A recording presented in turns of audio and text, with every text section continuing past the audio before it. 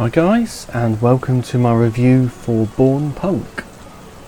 Born Punk is a retro science fiction, cyberpunk themed point and click adventure where we take control of three characters who have been possessed with some kind of entity.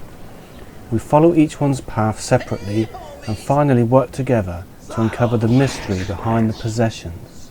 Set in Bornholm in 2155, an island situated in the Baltic Sea, controlled by the Conglomerate, a consortium responsible for developing the space elevator, which dominates the skyline and the economy.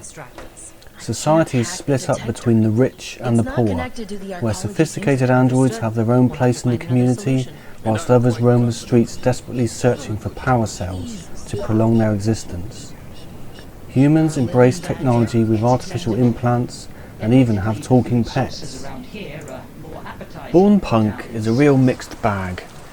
On one hand, it has wonderful visuals and sound, with some superb voice acting and atmospheric scenes, but the story felt disjointed and flat, and the puzzles were not enjoyable or engaging. I usually gauge games by how they made me feel, and although there were times when I laughed and felt entertained, they were outweighed by the times I felt frustrated or bored. I struggled a bit with whether to recommend this or not, but ultimately it just fell on the negative side. From the very beginning of the game, there were moments of frustration. The inventory and lore are controlled by the mouse wheel, and it took me a while to get used to bringing up the right one. I would have much preferred just going to the bottom of the screen for inventory and the top for lore.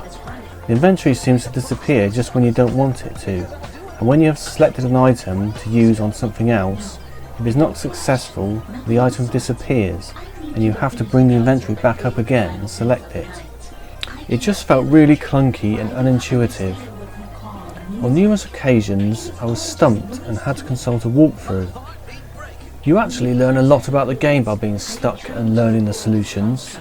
Most of the time the reason I was stuck was due to either bad mechanics or illogical solutions. For example, when you get dialogue choices, it really isn't obvious that you can scroll down and see more. I thought all the choices were there in front of me, but consulting a walkthrough revealed there were more options hidden by a feeble and disguised down arrow. Puzzles are often annoying and seem very fragmented. You will find yourself moving from one part of the city to another again and again. There is no fast tracking of any kind, no map or screen hopping, and some scenes are long enough for it to feel frustrating, especially when you trudge all that way without success, only to turn around and have to walk all the way back to the exit again.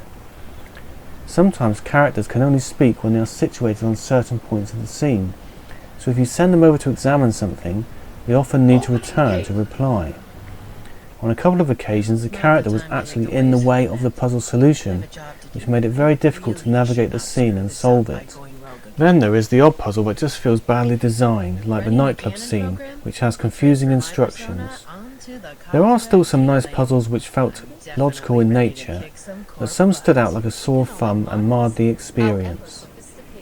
You need to examine everything with the right mouse button, as this will add lore if you're interested to read it, but also reveal crucial information needed to solve puzzles.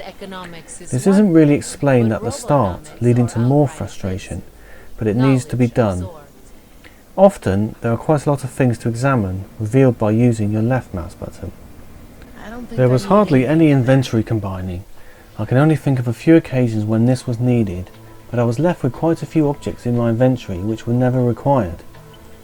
I would advise you to try and play Born Punk in as few sittings as possible and close together, as there is no function to remind you of what has happened previously or what your objectives are.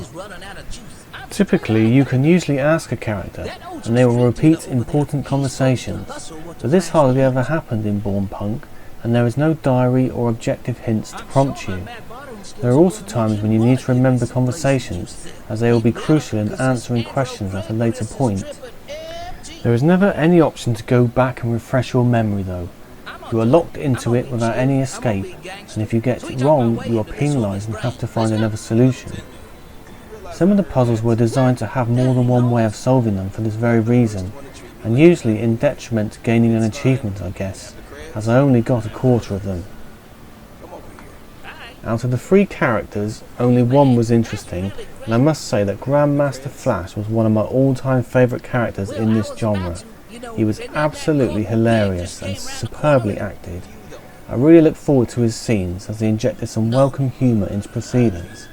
The other 2 were a bit boring, with conversations going on for far too long with uninteresting subjects. There were some interesting peripheral characters though, which added a lot of entertainment value. The story fell flat for me, I'm afraid. It never felt like it ever got going, and I can't remember any truly dramatic, tense or awe-inspiring moments. The game is quite droll and light-hearted in nature, which is in stark contrast to the downtrodden, crime-ridden environments, with the frequent wails of emergency vehicles and the gloomy atmosphere. It wasn't really a good mix, and often felt out of place. The only saviour being Flash, whose poor social standing and survival instincts warranted the humour, which was often delightfully black and sarcastic.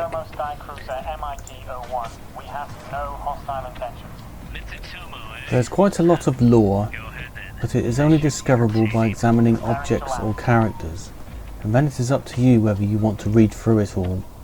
Some of it was interesting, but it felt detached from the story and just supplementary.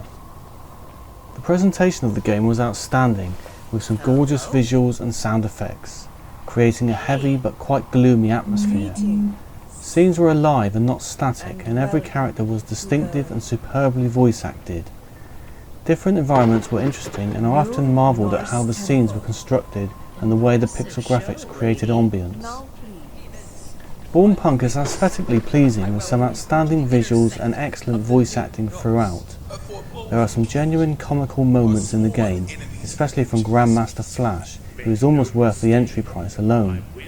But for every plus there seemed to be a minus, and the presentation just wasn't enough to save this game from mediocrity, unfortunately. Well, that's it for another review. My next review will be for Super Ember Kaboom, a fun, fast-paced action platformer with around 50 levels, 7 bosses to defeat, and a few different powers to inflict on your enemies.